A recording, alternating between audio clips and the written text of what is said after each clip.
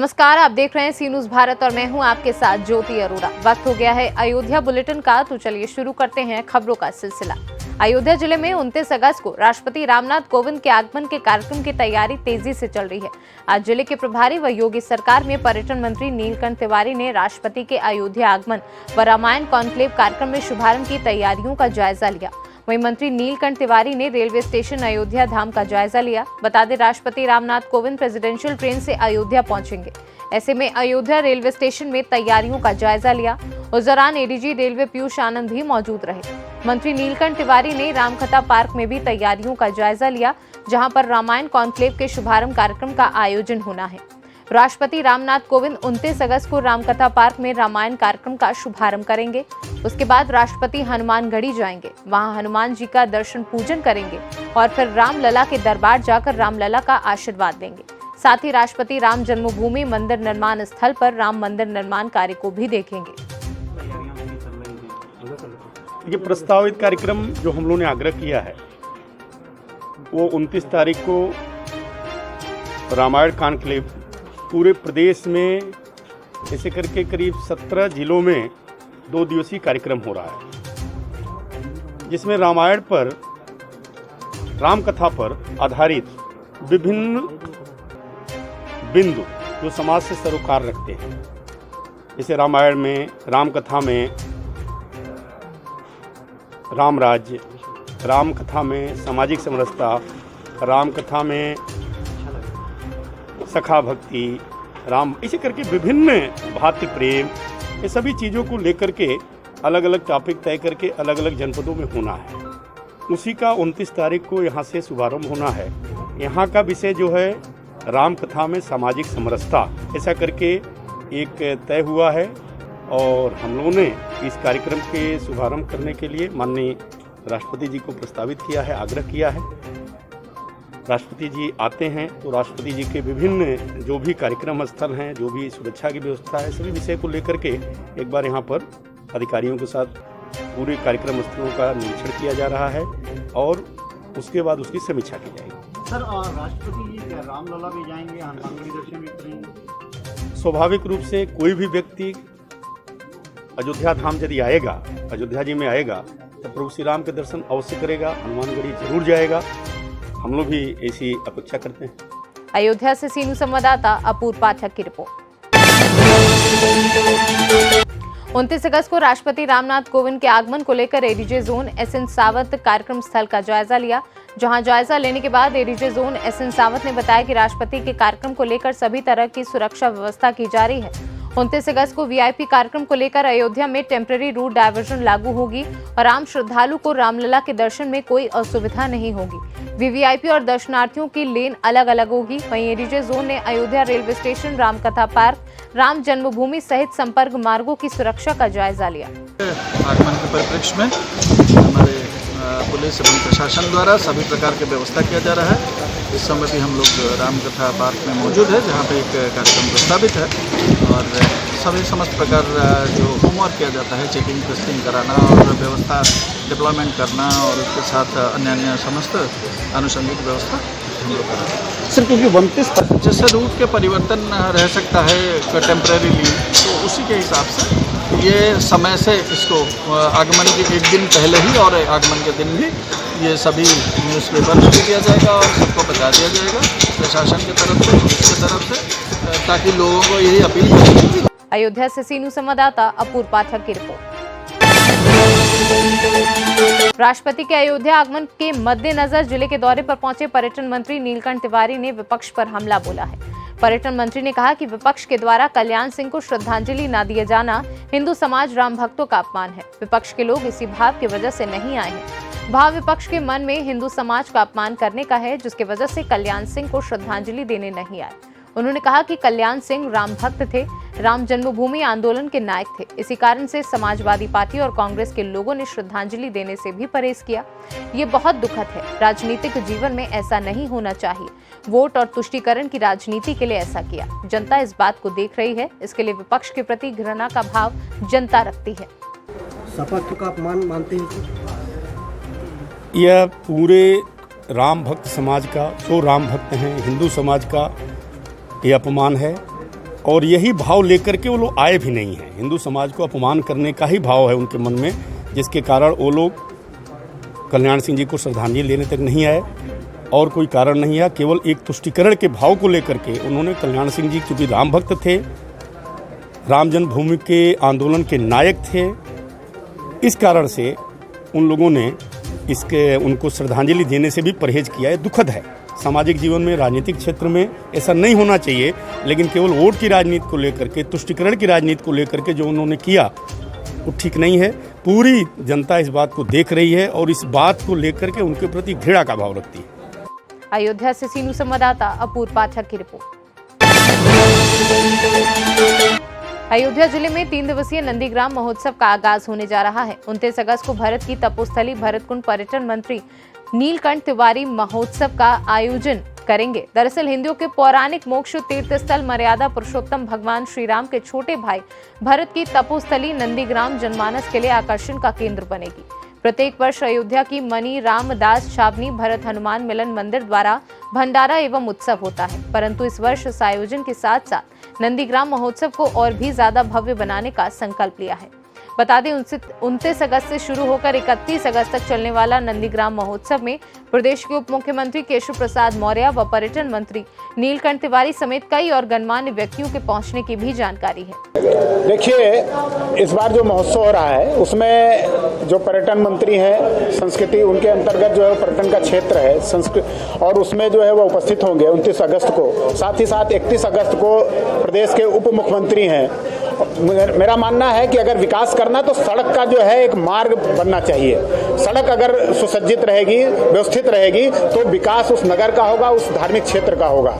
तो इसमें जो 31 अगस्त को जो पीडब्ल्यूडी मंत्री हैं माननीय केशव प्रसाद मौर्य जी, जो उप मंत्री भी हैं, तो उनके द्वारा एक जरूर इस का सूत्रपात होगा कि वह स्थान जो है काफ़ी व्यापक हो जाए, विशाल हो और साथ ही साथ सुंदर सौंदर्यकरण हो वहाँ पर और लोगों का आवागमन हो। अगर सड़क मार्ग ठीक नहीं रहेगा तो अयोध्या आने वाले जो पर्यटक हैं या जो हमारे तीर्थाटन केंद्र तीर्थयात्री हैं वो सुलभता से नहीं पहुँच सकते। इस कारण से वहाँ का सड़क मार्ग जो है, वहाँ का कुंड सरोवर है, यात्री निवास है, ये सारी व्यवस्था होनी चाहिए। हम निवेदन करेंगे उस समय जो वर्तमान वहां पर उपस्थित मंत्रीगण रहेंगे उनसे भी निवेदन के साथ ही साथ मुख्यमंत्री जी से भी निवेदन किया जाएगा कि आप इस स्थान को और भी जो है विकसित करिए, ताकि अयोध्या आने वाले लोग 84 कोसी परिक्रमा का मार्ग अगर प्रशस्त किया गया है, चारों तरफ जो है सुसज्जित हो रही सड़कें सुसज्जित हो रही, तो अयोध्या से नंदीग्राम जाने वाली सड़क भी सुसज्जित होगी। वैसे प्रयास हो चुका है इस विषय में, लेकिन अभी चूंकि इसको धरातल पर लाने की जिम्मेदारी जो है प्रदेश की सरकार की है, उसके हम लोग निवेदन करेंगे। इस महोत्सव में क्या क्या नंदीग्राम के लिए महोत्सव आने वाले दिनों में बड़ा बिल्कुल एक मैं समझता हूं जिस प्रकार से अयोध्या में दीपोत्सव का कार्यक्रम लगातार जो है गिनीज बुक में दर्ज हो रहा है, ठीक उसी प्रकार से ये एक सूत्रपात हो रहा है कि नंदीग्राम में वैसे तो प्रत्येक वर्ष कार्यक्रम होता रहा है, लेकिन कोरोना के कारण जो है उसमें कहीं ना कहीं रुकावट आ गई। इस बार जो है इस कार्यक्रम को भव्य और दिव्य बनाने के लिए जो है दीपोत्सव का भी कार्यक्रम है, सांस्कृतिक कार्यक्रम है, बच्चों के कार्यक्रम है, धार्मिक कार्यक्रम है, प्रवचन है और साथ ही साथ जो है एक जो इसमें संगठनात्मक दायरा यानी कि समाज को जोड़ने का, समाज को जो है उसको एक संदेश देने का, इसका भी एक सूत्रपात होगा वहां पर। अयोध्या से सीनू संवाददाता अपूर्व पाठक की रिपोर्ट। पहाड़ों पर भारी बारिश और बीते एक हफ्ते से उत्तर प्रदेश के मैदानी इलाकों में हो रही भारी बारिश के चलते नदियों का जलस्तर तेजी से बढ़ा है। केंद्रीय जल आयोग की माप के अनुसार सरयू नदी खतरे के निशान से 25 सेंटीमीटर ऊपर बह रही है। पूर्वानुमान के मुताबिक नदी का जलस्तर आगे भी बढ़ने की आशंका जताई जा रही है। तो वहीं जलस्तर बढ़ने से तटीय इलाकों में कटान भी तेज हो गई है, जिसको लेकर ग्रामीणों में दहशत का माहौल है। हालांकि प्रशासन की तरफ से किए गए दावे में कहा जा रहा है कि अभी बाढ़ का खतरा नहीं है। ठोकर बना वो सब बैकट कुरु चला गया था। क्या नाम है आपका? शिव कुमार। कहाँ रहते हो? सल्लापुर। ये जो मार्ग कट रहा है आपका, ये कहाँ से कहाँ जाती है? ये पस्ता से नहीं कच्ची आवत है। ये कटान कब से लगी है? कटान लगभग पानी बाढ़ से कटान चालू हो जाते हैं। तहसील से या जिले से कोई तक यहाँ पे अधिकारी आया? अधिकारी आते हैं, जाते हैं, चले जाते हैं, या कोई सुनवाई नहीं है, कोई सुनवाई नहीं हो रही। या ठोकर बोकर कहाँ लगाए कहाँ नहीं, आधा टिया लगाए वही का बांस बल्ली लगा के भाग जाते हैं। रात भाई सही रखा है। क्या नाम है आपका? संतोष कुमार। कैथी है हमारी। जी जी सर, ये तो शुरुआत से जब से नदी बाढ़ी है तब से ही थोड़ा थोड़ा करके ये आगे से था। करीब यहाँ से ज़्यादा नहीं, 2 किलोमीटर के ऊपर तक पानी काट गया है यहाँ से।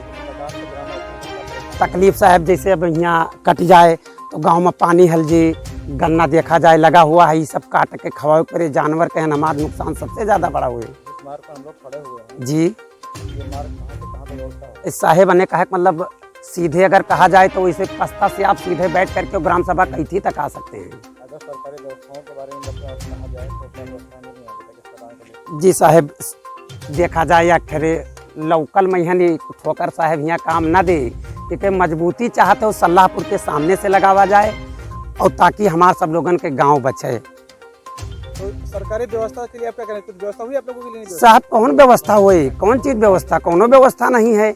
बस यही ना के देखा जाता है आज कट जाए काल कट जाए, धान गेहूँ का सब नुकसान हो रहा है।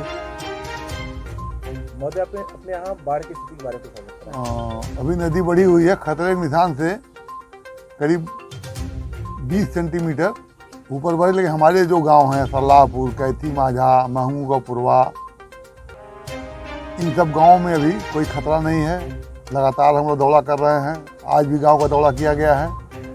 थोड़ा पानी बढ़ने से गांव के किनारे जो सड़क बनी हुई है महू पुरवा जाने के लिए सल्लाहपुर से, पूरब साइड में थोड़ा कटान हुई है सड़क की, बाकी और कोई नुकसान नहीं है। फसलों को कोई क्षति नहीं हुई है, जनहानि कोई नहीं हुई है, और जानवरों की चारे की थोड़ी दिक्कत है, लेकिन फिर भी उसकी व्यवस्था उस पार से लोग जाके लाते हैं। जब पानी बढ़ेगा या बंधे तक आएगा तब हम उनको सहायता उपलब्ध कराने के लिए तैयार हैं। पन्नी, तिरपाल, राशन, भूसा जो भी है 2 दिन के अंदर उनके पास आवश्यकता होगी तो पहुँच जाएगा। बाढ़ को लेकर प्रशासन की क्या तैयारी है? बाढ़ को लेकर के हमारे पास 7 गांव हैं, लगभग 730 व्यक्तियों का नाम सूची हम लोग तैयार कर लिए हैं, जिनके मतलब जो विस्थापित होंगे उनके लिए बाढ़ संग्रहालय में व्यवस्था की जाएगी। उनको राहत सामग्री सरकार द्वारा जो अनुमन है पहुंचाई जाएगी। लगभग 29 से 40 किलो सामान उसमें रहता है एक किट में। 760 परिवारों को हम उपलब्ध कराते हैं। हमारे 7 गाँव में 760 परिवार हैं। वर्तमान समय हमारे पास जो कैथी माझा जाने वाले लोग हैं उनको 2 नाव दी गई है। महू पुरवा के लोगों को चारा लाने के लिए 1 नाव लगाई गई है। अभी कोई बाढ़ का खतरा नहीं है। नदी कल से घट रही है, जैसा कि गेज भी बता रहा है। लोकल हमारे ग्रामीणों से संपर्क में हैं, वो भी बता रहे हैं कि नदी घटाव पे है, और हमारी बाढ़ की तैयारी पूरी है। नावें भी हैं, बाढ़ संग्रहालय भी तैयार है। बाढ़ आने पर हम हमेशा सतर्क और सजग रहते हैं। स्थिति नियंत्रण में है? स्थिति नियंत्रण में है, अभी कोई खतरा नहीं है। अयोध्या से सीनू संवाददाता पूर्व पाठक की रिपोर्ट।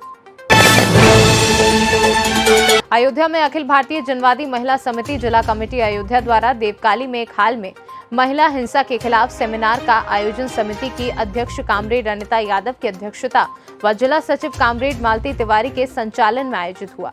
मुख्य अतिथि महिला समिति की पूर्व प्रदेश अध्यक्ष कामरेड मधु गर्ग मौजूद रही। सेमिनार की शुरुआत में कामरेड लीला नंद कॉन्वेंट स्कूल की प्रबंधक कामरेड राजेश नंद व कामरेड मालती तिवारी ने क्रांतिकारी गीत सुनाया। क्या क्या चीज़ हुआ यहाँ प्रोग्राम में बताइए।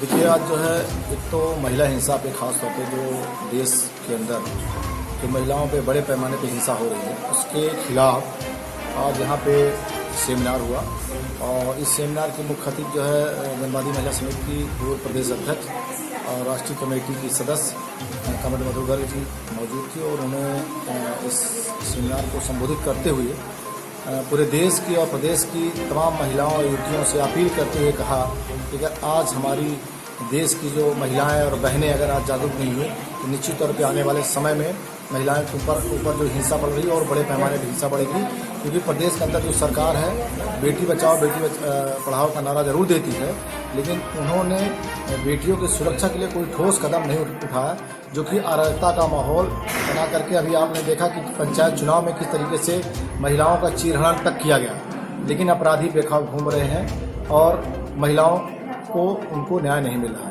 तो निश्चित तौर पे आज जो समाज के अंदर जो ये कुरीतियाँ हैं, खासतौर पर महिलाओं को लोग आगे नहीं देखना पसंद कर रहे हैं, केवल उनको घरों में कैद करना चाहते हैं, ये बहुत ही भयावह हालात है। और आपने अभी देखा कि तमाम जो ओलंपिक गेम हुए देश के अंदर, पूरे विश्व में जो भारत का जो डंका बजाने वाली हमारी युवतियाँ, हमारी महिलाएं ही देश का सर गर्व से ऊंचा किया है। निश्चित तौर पे हमें लगता है कि महिलाओं को भी आगे आकर के उनको जागरूक होना पड़ेगा और अपने हक और अयोध्या से सीनू संवाददाता पूर्व पाठक की रिपोर्ट।